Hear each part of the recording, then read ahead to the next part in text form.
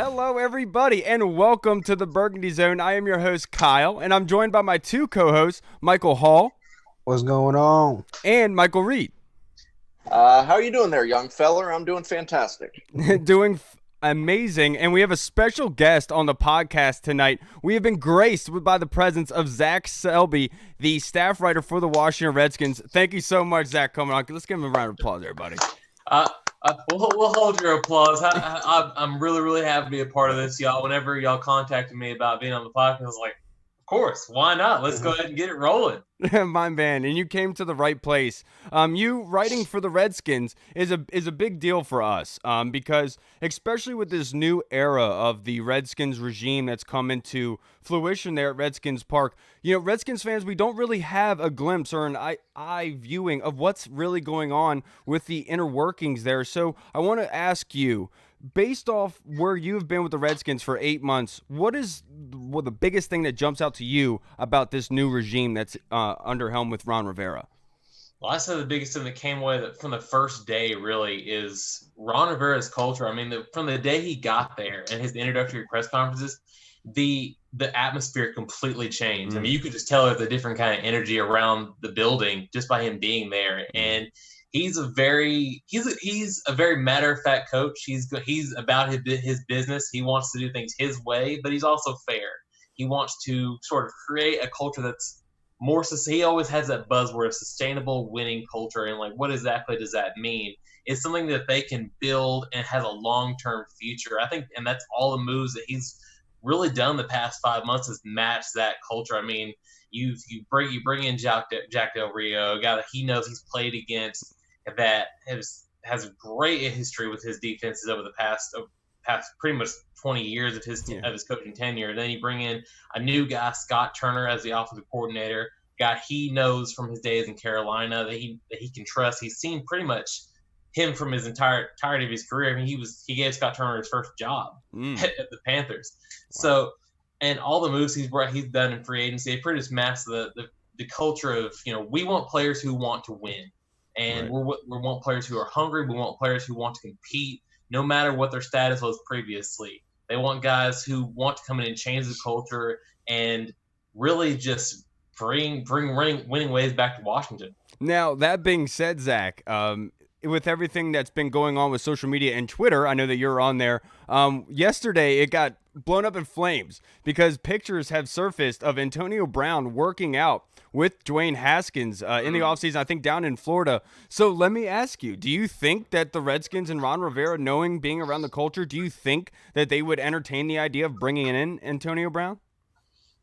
Well, I would say probably not. I mean, you look at Antonio Brown's talent. I mean, there's no doubt in anybody's mind that he's one of the top receivers in probably the past 10 years. I mean, just looking at his numbers, he's one of those top guys. But him and Julio. Was that? Him and Julio, that's really the only two that have, they're exactly. the top guys. I mean, those and maybe, you know, maybe DeAndre Hopkins, but that's a whole other discussion for another day. But yeah, so I think that, you know, the talent-wise is there, but I think they want guys who are team first, and they want guys who are really about the we and what they're trying to build. And I think there's too many questions surrounding Antonio Brown's what Antonio Brown's doing off the field to really kind of warrant them coming in. Now, I mean, who knows? But I really don't believe that he's going to be the guy they want to bring in. They already like the receivers that they have. You know, with the three young guys and Terry McLaurin, Kelvin Harmon, Steven Sims, and Antonio Gandy Golden. I mean, those four guys, they feel really confident that all those guys are really going to build a strong core, not just this coming up year, but for the future moving forward. Yeah, because the first thing that comes to your mind with Antonio Brown is, like, you know, there is some sort of a circus that comes with it. You know, you're not saying based off his behavior, but, you know, the media will come along with it, the extra attention of that. Would that be able to get to Antonio Brown, get to his head? And I just, in my opinion, Zach, I just don't think it's a good fit right now. Like, if I was telling my father-in-law earlier, you know, if the Redskins had no wide receivers, if there was no glimmer of hope at that position, then yeah, I would entertain the idea, because what else do you have to lose, right? But with the guys that they have in the building right now, I don't think in my mind it's a good idea to bring in a possible scenario where he could disrupt the locker room. When you're trying to build that locker room, it's not a good idea to bring a possible TNT into the equation. Reed, do you agree with that? Yeah, I think if we were maybe a little bit closer, if we were more on the cusp of being a perennial NFC East champion and possibly had Super Bowl aspirations, I would say, yeah, go ahead, maybe bring them in. But they did definitely have some interest in wide receiver this offseason. I mean, with the whole Amari Cooper thing, but I do think that they do like the guys they have. They are okay with AGG and Kelvin Harmon. I think that they really like Steven Sims. And I just don't think that Ron Rivera just seems like the kind of guy, yes, he wants to give people chances, but I don't think that he's going to want to deal with that circus. I will say Antonio Brown's hair is all one color now, so maybe he doesn't have the concussion problems that he used to. I don't know. Maybe he's fixed, but I don't. At least there's some consistency in his hair now. Right, so at least there's that. So maybe he's okay. Did he finally get rid of that weird square mohawk that he had? I don't know what that was, and it also at one point I think had a rat tail, and it was like a Lego piece. Yeah, it was literally a Lego piece. It was. I don't know what he's doing, but he looked like he was from that. What is that video game? The block game, Roblox. He looked straight off of Roblox. Now, Zach, I with your guys' interview of Scott Turner yesterday, there was one piece that I took away from it, and that was he wants to be keeping the offense as unpredictable as possible. Now, I've watched some film on Scott Turner's offense when he took over in Carolina. I kind of got to see the chess match, what he likes to do. He likes to bring a lot of motions inside and everything and confusing the linebackers with a lot of movement. Now, my question to you is, knowing that information, is there a certain running back on this roster that you think would be used heavily given the background of Scott Turner and what he said in the interviews? Well, I think if you look back at who they picked up, it's pretty obvious that it's Antonio Gibson. I mean, that's the guy that they picked up in the third round, and everybody is really high on him. I mean, look at what he can do. What he did in Memphis is just straight out spectacular. And I really like the answer that he gave whenever the moment he was drafted. We all talked to him, and he said, "What do you consider yourself to be?" He said, "I consider myself to be a weapon."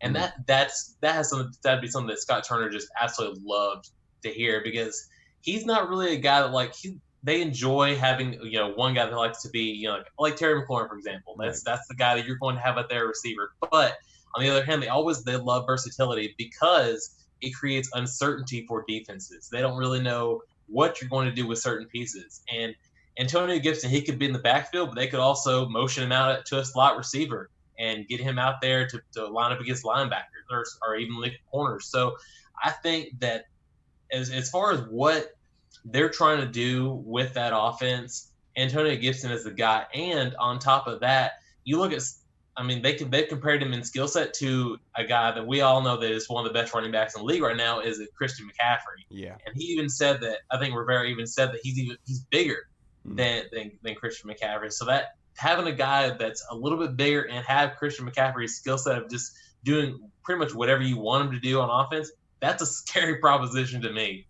Yeah, and because when watching Scott Turner's film, when I talk about all that movement, that movement piece has to be able to move out in space, has to be able to make guys miss. And showing when I watched Gibson's film at Memphis, it was insane, especially that one play in particular where he runs through 3 to 4 guys and then still runs past people for a touchdown. I like to call him, he's a rocket. I mean, he's a 18-wheeler that can launch into space. It's weird, that kind of characteristic in a running back. Usually you don't have that here. Now, that being said, one of the things, Zach, that really stuck out to me when Ron Rivera first got here, and that was he wanted to talk to the players before they did any type of extension or anything like that. And when that directly correlates with Ryan Kerrigan for me, Zach, and I want to ask, because my father-in-law, one of the first things he said when we got announced the Redskins had the number 2 overall pick and Chase Young was being brought in the conversation, we were worried about Ryan Kerrigan. He said, why wouldn't Ron Rivera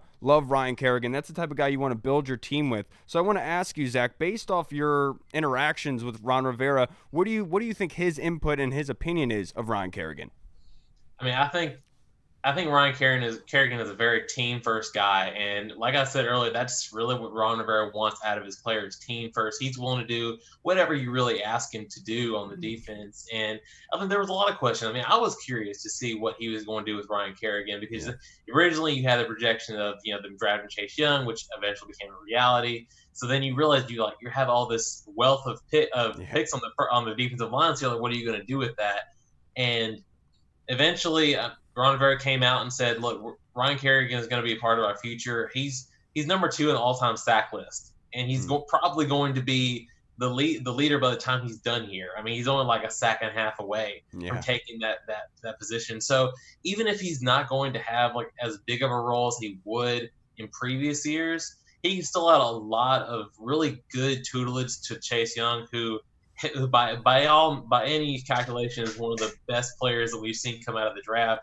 And Jack Del Rio's even said that he has the most complete set of tools he's ever seen out of a draft pick. And if you look at some of the players that Jack Del Rio has had, Julius Peppers, Von Miller, yeah, Khalil Mack. Exactly. So just that's some high praise. I mean, and at least those are at least going to be some people in the conversation of getting in the Hall of Fame at some point, you would imagine. So I think that's even if he doesn't play as much, he's still going to be a valuable asset for this defensive line. And yeah, you're completely right. Just having Ryan Kerrigan and just the lunch pail mentality that he has to kind of help guide Chase Young is fantastic. And like we've talked about on this show before, imagine being an offensive lineman going up against Chase Young every snap in this defensive line. Chase Young struts off the field, and all of a sudden you see number 91 coming onto the field. You're going to be like, do I get a break? Do I get a break from this? What is going on? So I think it's a great problem to have, and especially him in the locker room. You can't replace Ryan Kerrigan. Yeah, he's one of those players I think that is like, I don't think a lot of fans outside of Redskins fans really know too much about Ryan Kerrigan, but he's also one of those guys that players when they're on the field, they know who Ryan Kerrigan is for sure. So consistent over his career. Now, I have to ask you, because I have to ask your opinion on this. You've been in the building for 8 months. Obviously, you haven't been able to be there for probably like 2 to 3 months now. It's been a hot minute, yeah. And so I have to ask you, with the Alex Smith turmoil, I have to ask you, were you able to have any contact with Alex Smith? And if you did, what was the interaction like? And what is your takeaway from Alex on a human level, just based off where he is right now?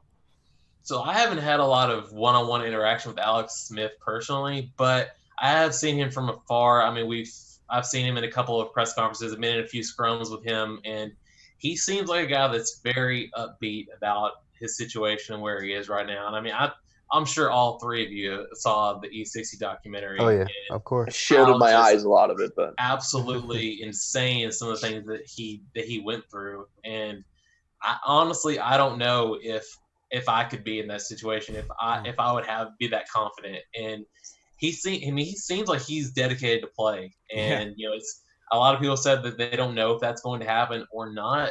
But I think you look at what he's been able to accomplish now. I mean, you can't really shut the door on him because his personality and his confidence and where he is right now with the point of his recovery. It's just absolutely. It's really is mind-boggling to me every time I think about it. Yeah, and you have to think about resiliency is kind of a, I guess you could name Alex Smith's career after it. You have to imagine when he came out, he was considered a bust, a running-style quarterback, was able to stick around with the 49ers, got demoted after Colin Kaepernick goes to Kansas City. Everyone writes him off. He brings that team to high level, then loses it to Pat Mahomes, comes here and breaks his leg. You have to imagine this dude every single time is counted out and continues to respond and continue to fight through it. And I think it just shows how psychotic Alex Smith is for wanting to come back and play. But look, these NFL players, they're a different breed. And there really is no – I think it's up to Alex. As much as everyone likes to have an opinion on the matter, if he wants to come back and play football, it's all on him, man. It's his body. One thing that really stuck out to me about that E60 documentary, and it really kind of encapsulates Alex Smith's personality, is the part in the documentary where him and his wife were sitting there in the hospital, and it was real late at night, and he looks over at his wife and says, "You know how lucky like anyone would give to just be in the position that I'm in right now?" And I mean, he's right. I mean, if you think about it, I mean, anyone would be willing to just give whatever they could to be a professional football player and be alive in that situation and be in a position where he could recover from it. So it's that kind of positivity and optimism that is just truly inspiring for him. Yeah. It is, and it's something to watch, and I'm glad that he's a Washington Redskin because we are represented well there at the position. Now, that we have a new segment, guys, I just wanted to do a little brief thing for you guys. Nobody else knows this. I just came up with it today. But I wanted to give I wanted to give recognition to our Warriors, the guys who have served or are serving that don't really get a voice or recognition for it. So today I reached out to a guy that I think deserves it. I went to high school with him. He was in the Airborne at the Army. His name is Jared Weaver, a guy who has gotten injured. When he got back from Iraq, he did not want to stay here. He didn't like being here. He wanted to go back with his buddies. He nominated somebody today for the recognition of the military member, and that is Zach Heiner. He wants to reach out and say, Zach, thank you so much for helping him adjust back home after he got back from Iraq. Zach served 6 times, 6 different tours over in Afghanistan. And he's here, and he's also a MOCO firefighter. To give some spotlight on Zach and Jared, thank you guys so much for your service. I want to make sure this is a weekly segment that we're giving guys. If anybody wants to reach out and give a nomination for next week, you're more than welcome to. We just want to give recognition where it's deserved. Now, Definitely. Now, Zach, Thank you. Sorry about that. I had to get that in there. Don't say sorry about that. Come on. I know, it is that's a great thing. I know. It's like it kind of brings down the mood a little bit. That being said, Zach, now I have to ask you, being around the building, seeing what is being developed, and knowing what we were at the end of last season as a fan base, you're on Twitter, you can feel the energy.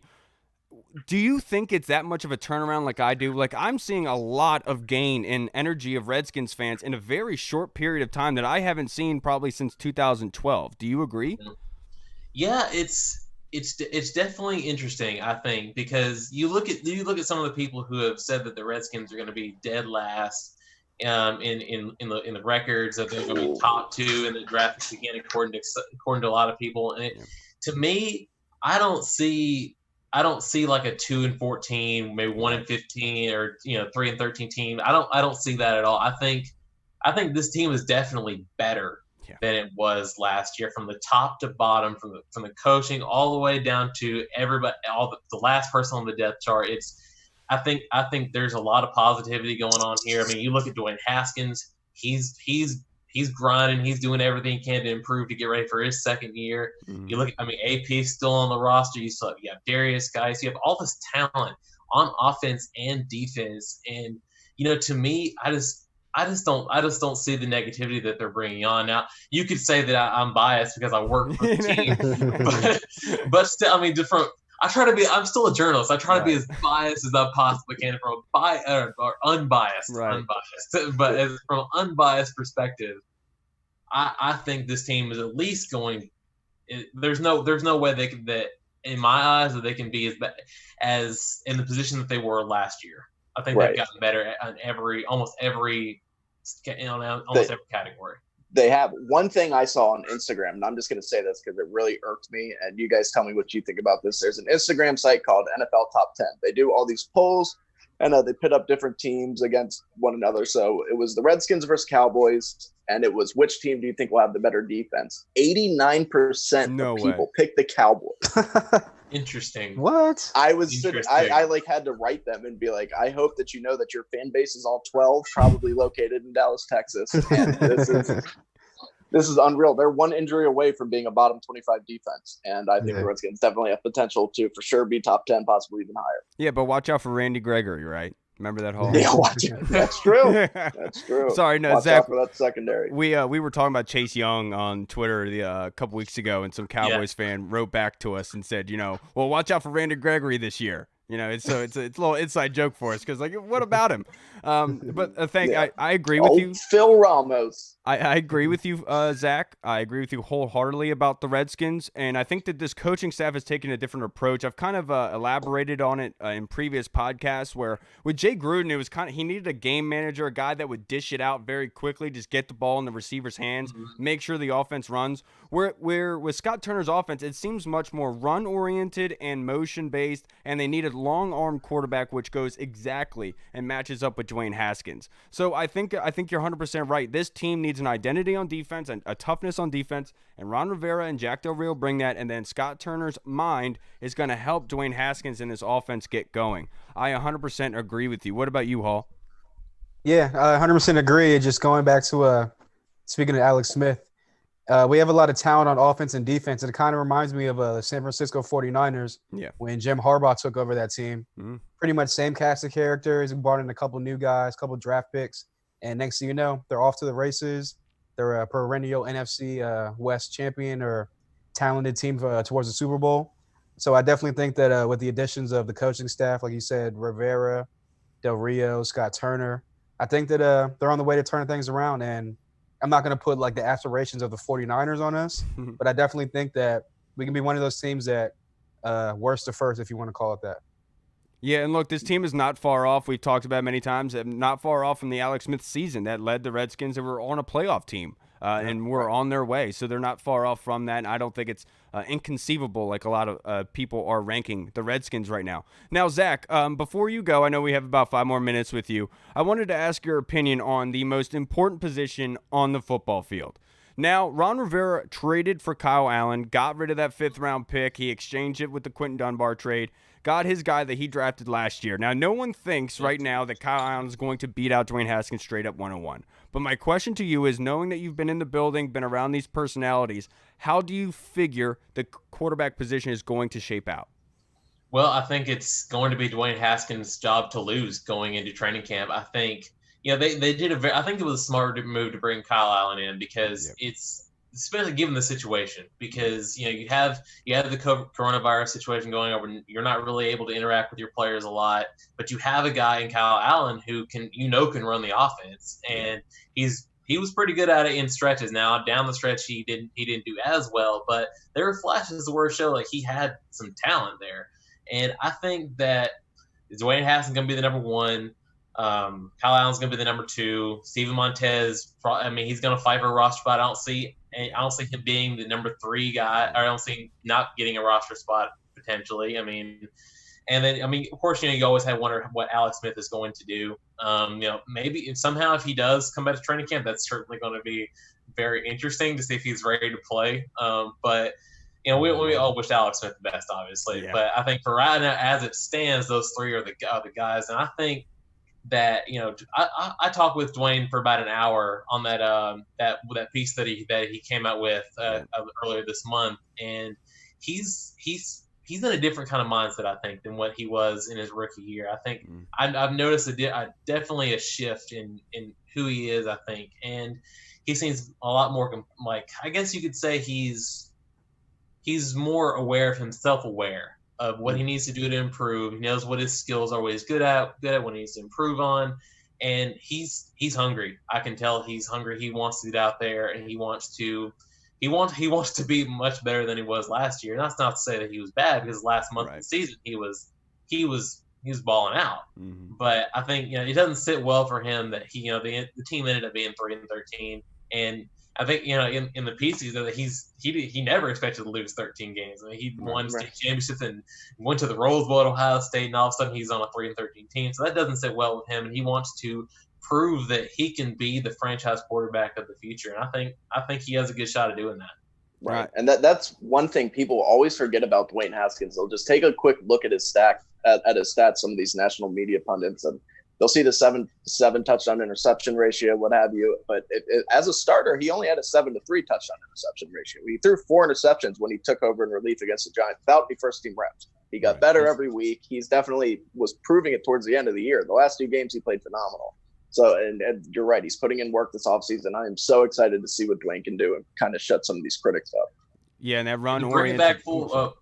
now to bring it back full circle, talk about the Antonio Brown video. I mean, you see the way he launched that ball. Yeah, Antonio Brown. I mean, he like looked that's good. insane. Yeah, it looks really, really good. So, I mean, yeah. The kid's got an arm, and there is no mistaking that. I think anybody that says otherwise is a fool. But I think losing the weight is actually going to help him with mobility, which wasn't a problem last year at all. But he lost a lot of weight, and it's good to see because at least he's working hard. You know, he's not at home drinking and just playing video games the whole time. Now, Zach, before you go, I have to put you on the spot here.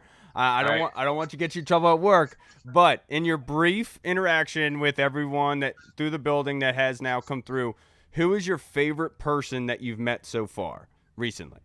Ooh, I think that's an easy one. Adrian Peterson. Oh, yeah? He is probably the nicest guy I think I've ever met. And I mean, he was. I remember one of the first stories I did.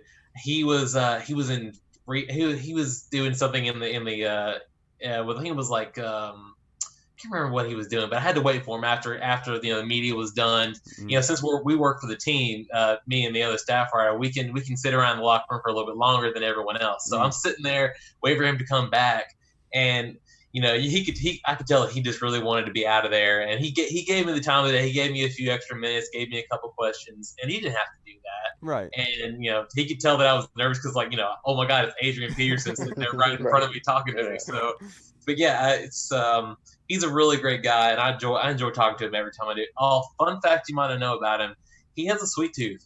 He does. Really? Loves the ice cream, loves the pizza, and I mean, to eat that stuff and still look the way he does, I was gonna say, I was jealous. Like, you would never think that looking at him, and like he's been in the league so long, you never think he's a guy that just like takes in junk food like that. It's crazy.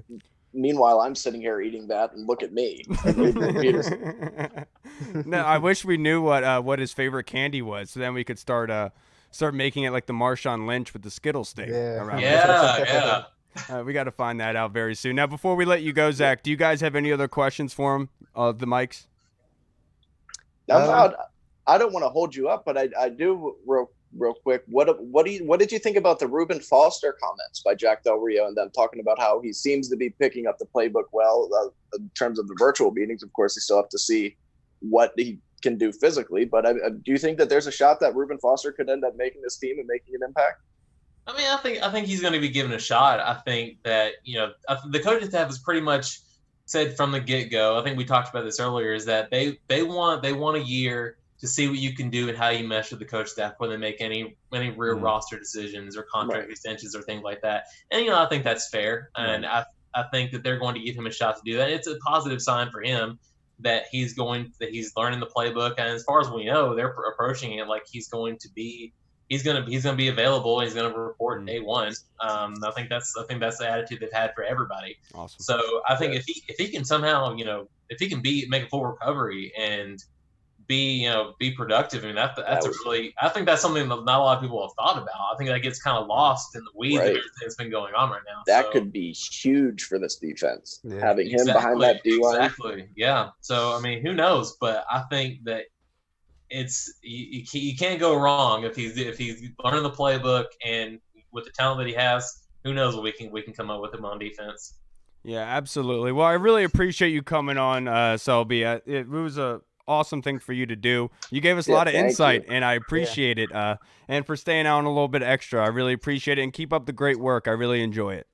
I appreciate y'all. Hey, just want to let y'all know, like I said, I've been with the Redskins for about 8 months, and you know, coming from the South, I'm from Tennessee, and I'm really used to some really passionate fan bases. And since I've joined the team, it's just been a phenomenal fan base. I've loved interacting with y'all. Awesome. I loved all the comments I see on Twitter. The passionate group. It's like they love their team, and I love to see that. And I think I want to say from the entire Redskins that we appreciate y'all, and we're looking forward for an exciting, a hell of a 2020 season. Yes, sir. I really appreciate that, Zach. Tell everyone we said hello, please. And I wired up the shades in Ron Rivera's office. And next time you're there, please mess them up so I can go back.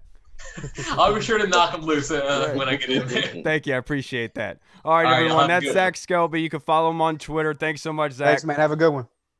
All right, y'all too. See you. Bye. Take it easy. All right, so everybody, let's move on to our next segment here, and we're gonna go blast from the past, baby. And I think what we're gonna do is a top 5 Redskins running backs since the 2000s. Now, this was Mike Reed's idea, so we're gonna start this off with Reed first. Who is your number 5?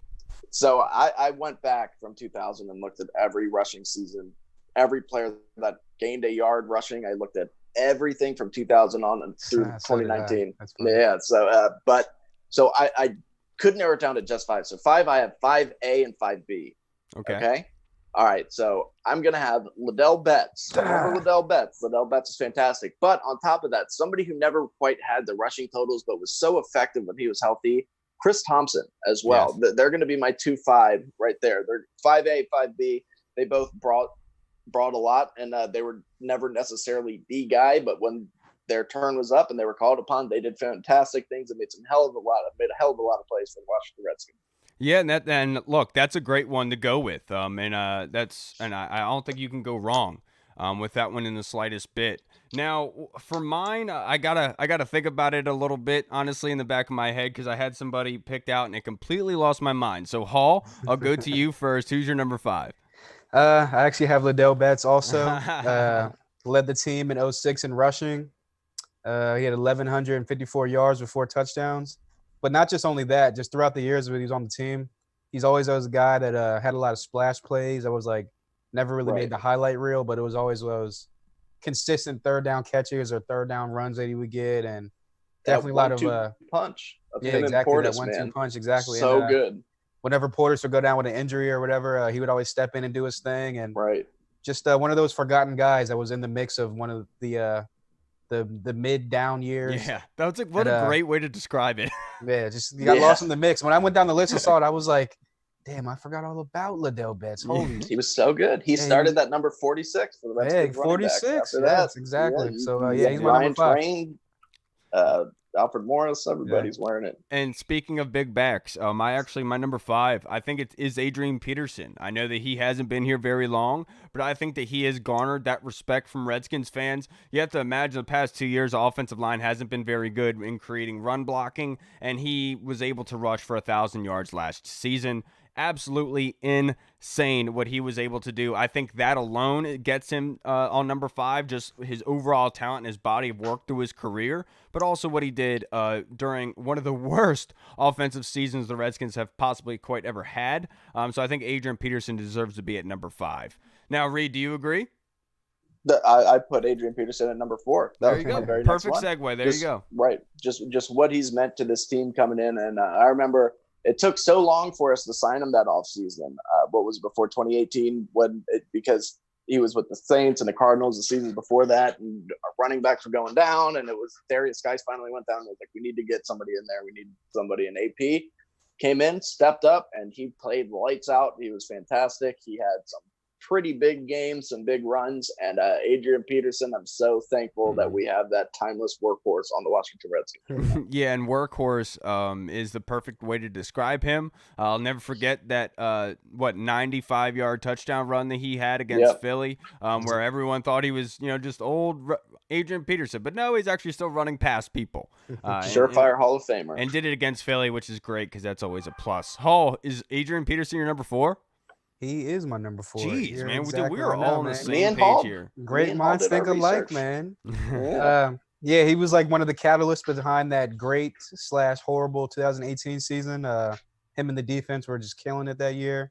He rushed for over 1,000 yards. But not only that, just what he brings to the locker room, the leadership, what he's teaching the young guys, and just like you said, the all-around body of work, not only in his career, but just for the short time he's been with the Redskins. Yeah, and look, I'm at my next one, my number 4. You guys are gonna get so pissed at me. It probably doesn't matter. It doesn't work, but I'm gonna go with it anyway. And I think it's Mike Sellers, and I think that he deserves a spot on this list. You can make that argument. He absolutely performed for this team for so long. Remember, we forgot how necessary fullbacks were when Mike Sellers was here, because he was so good. He made everyone's job easier, and the guy that he was leading the way for is going to be making a resurgence on my list somewhere along the way. He was an alpha dog, and by the way, I know fullbacks are a dying breed, but we had 2 pretty good ones back to back, one from Mike Sellers to Darrell Young. Yep. Yeah. D So Young, I'm remember gonna- he had letting you a know. 3-touchdown game. My Yeah. battery's like low, so I might just randomly cut off.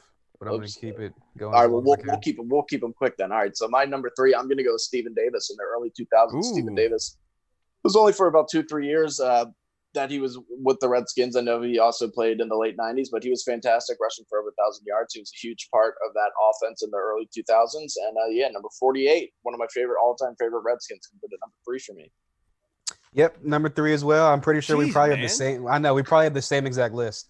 Probably. Stephen Davis. Leave it He's alone. one of those. Yeah, he's one of those guys that coming up as a young Redskins fans, he always stuck out to me. Consistent over 1,000 yards every year until his last year with the Redskins. Then he goes to the Panthers, does another 1,000-yard season. So, Stephen Davis, big number 48. That was my guy back in the day. Yeah, and my number 3, I have to go with Ladell Betts here. The number 46, you guys have already talked about it. He was a big piece of this Redskins offense, a forgotten piece. During that time, he was a big stabilizing number 2 for us and did really well. Now, let's go to Reed, your number 2. My number 2 is, and you can make an argument that this guy's number 1, but I'm going to go with Alfred Morris. He had 3 seasons of over 1,000 yards, including that just magnificent 2012 season that doesn't get talked about as much because RG3 played the sexier position, but Alfred Morris might have been the best player on our team that season. Alfred Morris was fantastic.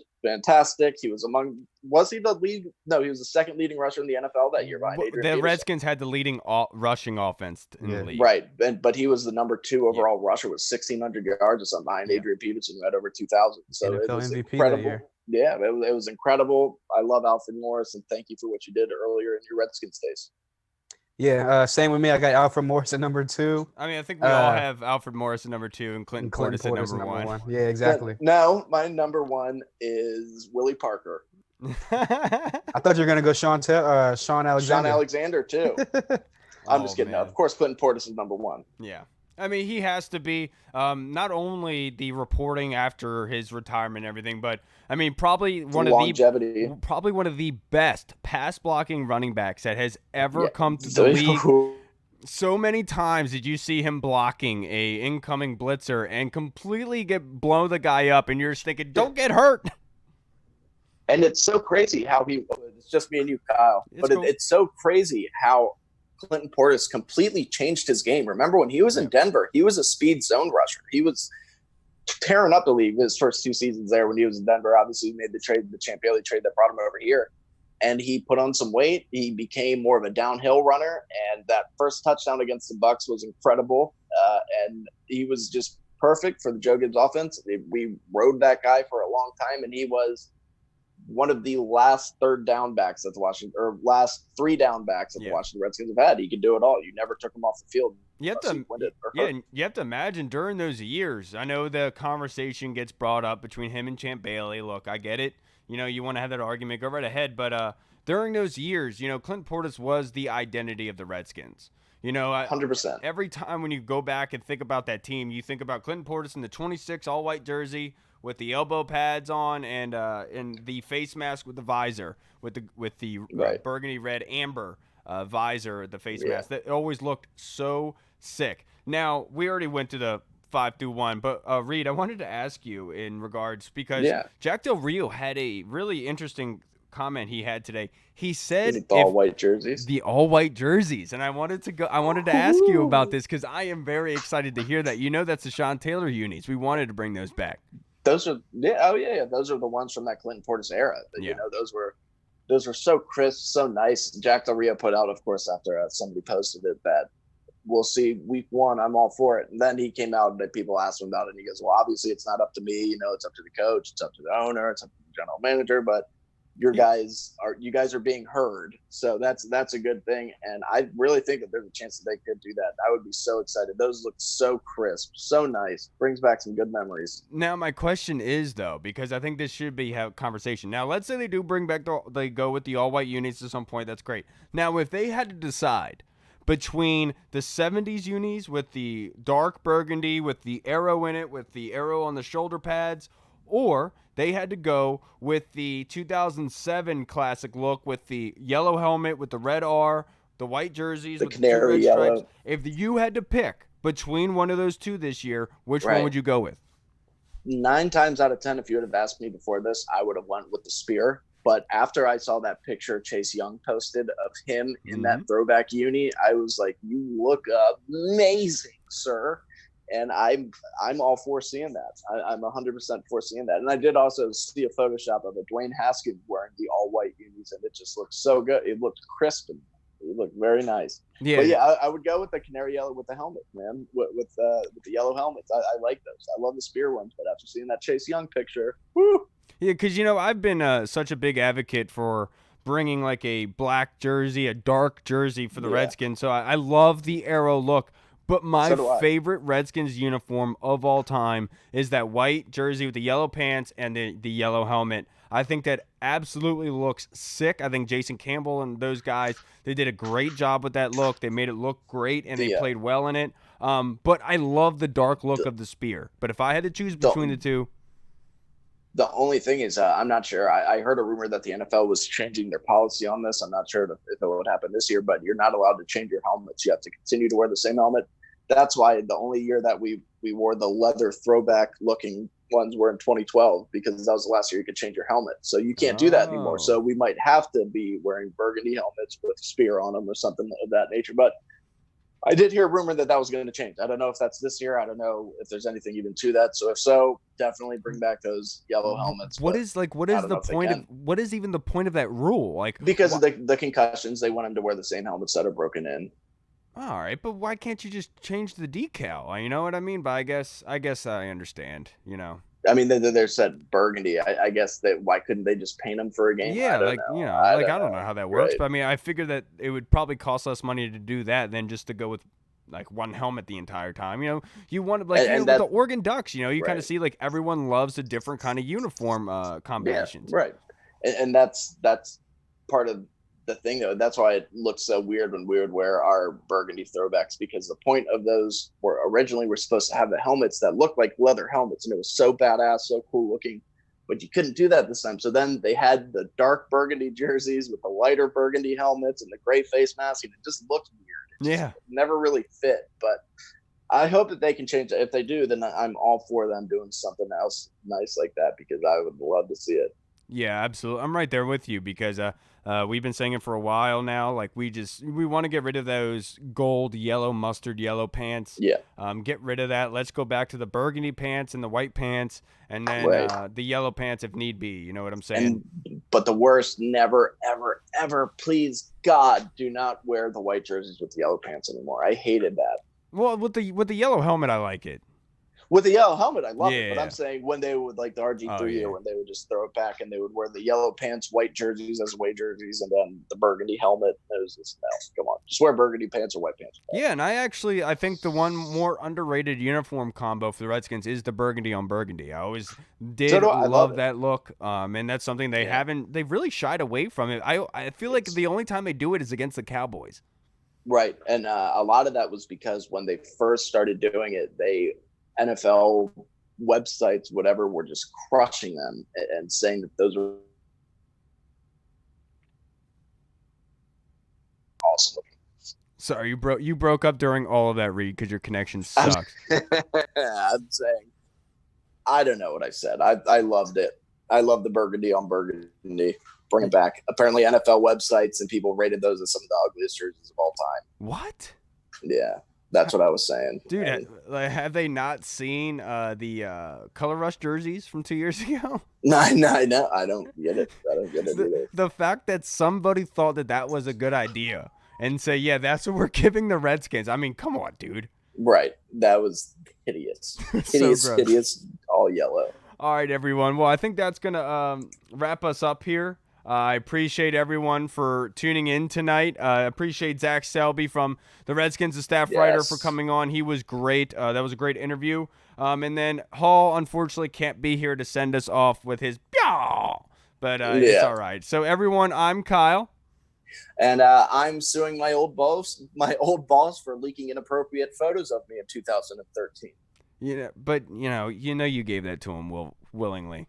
But he shouldn't have leaked them. Yeah, it's true. It's a good point. That's really messed up for him. All right, everyone. Thank you so much for tuning in. We'll see you next week on Tuesday. I'll be doing an appearance tomorrow on Redskins Brawl. If anyone wants to download that podcast and give it a listen. Thank you so much, everyone. Like and subscribe on Facebook, iTunes, YouTube, and Instagram, plus Twitter. Thank you so much, everybody. Redskins football. Woo! I don't know what that noise was. Audio Jungle.